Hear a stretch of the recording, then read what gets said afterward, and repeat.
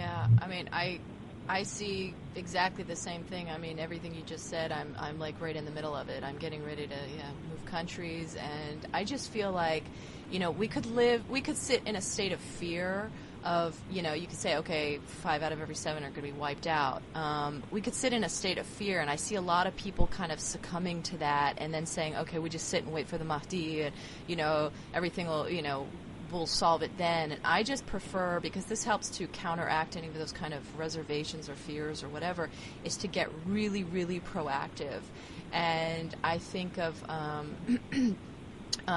Sheikh Hussein's, Muslim village. And I mean, I've just been an advocate for years now of, returning back to the land and getting as self-sufficient and, living as simple a life as possible and returning back to the bounties of Allah. And I just see this so clearly. I'm having this discussion with my 15-year-old son right now, about this, because he's getting ready to make a major choice of which direction he's going to go. Is he going to go to America and live the material world because he is seduced by that, because that's where I'm from, or is he going, maybe make a higher decision and realize that the battle is right around the corner, and the only people that are going to survive, that's exactly what I'm feeling, the only people that are going to make this are the people that fully, truly believe in the Creator, whichever religion you are, truly in the Creator, to the point that you will turn to your Creator and the bounties that that nature provide, and not turn to any other evil source. You're not going to be able to sell out for 1 minute, is what I think. It's just going to be like this huge separation, and many people are going to compromise, and they're going to fall in their compromise. And only those that can totally walk, a straight, courageous line, which really, when you go to step it, it really doesn't take a lot of courage, because you see all these benefits. You're like, wow, why didn't I always do this? This is so much better this way anyway, and it's actually easier. But, the devil's always, hanging it in front of your head like, oh, it's so hard to go that way. This is the easier way. It's just the deception. But I remember right before I came to Islam, I also had, this sort of awakening, and I kept having these visions. I was telling Sister Numra this the other day. I was saying, I just kept having these visions of this cockroach society in America, just the cities in such a state of just, something you do not want to be in. This vision just was like, and it's not like I'm a person of visions or anything, but this one just really stuck in my brain, and I just could not shake it. And I said, someday soon, this country is going to look like this. I mean, I don't want to be anywhere near a city, because this is like, worse than any hell I could imagine. It's just, so that's, I see a big transition coming, and obviously a lot of people see it too. And I think the people running into an underground bunker, they're kidding themselves, personally.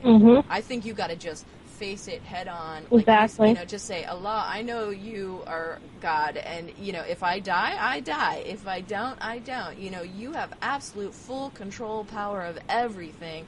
I'm turning 100% to you and nothing else, and whatever happens, happens. It's just how I feel. Yeah, I think you're right, and I think also that a lot of people behind the scenes are actually making moves to do big things, even though it's not being discussed on the Wake Up Project forums or necessarily being known. But I know for a fact that there are several groups of people that are trying to do what Sheikh Imran Hussein talked about, which is making a Muslim village.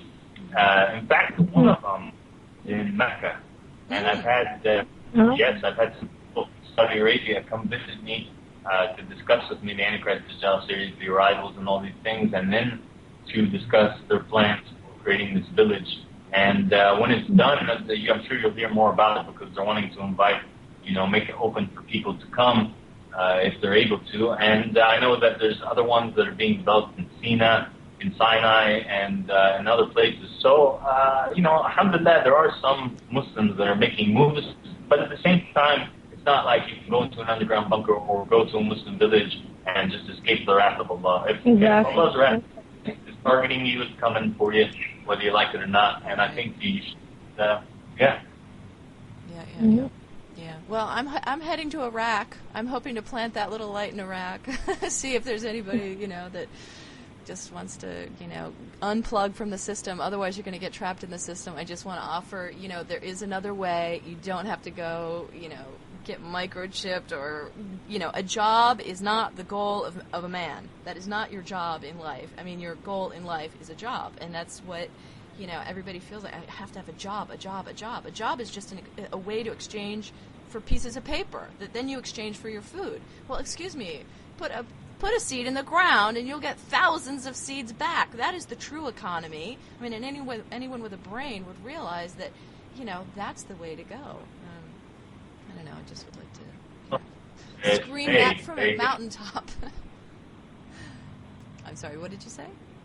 No, I was saying it's them. They have us completely brainwashed, and that's why people have been so, focused on materialism, so focused on, career-oriented, so focused on certain things. I think it's interesting, too, that even when you do go to school, you have to specialize in one certain aspect. I mean, at the time of the Prophet, and at the time in the generations after that, there were people who didn't just specialize in medicine, or didn't just specialize in chemistry, or didn't just specialize in one aspect. There were people who were multiple. There were astrologers, there were engineers, geologists, philosophers, physicists, all in one. And when you do have knowledge of all these different things, and you read here and you read here and you read here, and you don't limit yourself to one certain mind-focused thing, you can begin to connect the dots and see where alchemy and chemistry come together, and where geology and medicine and astrology and all these things come together, and then you can kind of sort of put together parts of the puzzle. Mm-hmm. But speaking about nature and natural, I do like your series that you have, SusanTheHealingPractice.com. I think it's great. Yeah, I think you should put it up on YouTube, or let more people know about it or something. I do have it on YouTube. It's on YouTube. Yep. Oh, when I saw it on the site, it said yeah, Google I've got it videos, both places. I've got it on the website, but also at YouTube. Okay.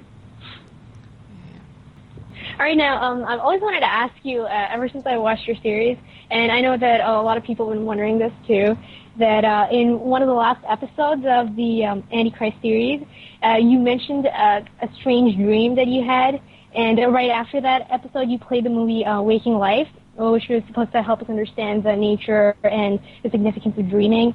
But you never actually told us about the dream, and just sort of left us hanging there. So, I mean, we'd love to know about this dream if you don't mind sharing it.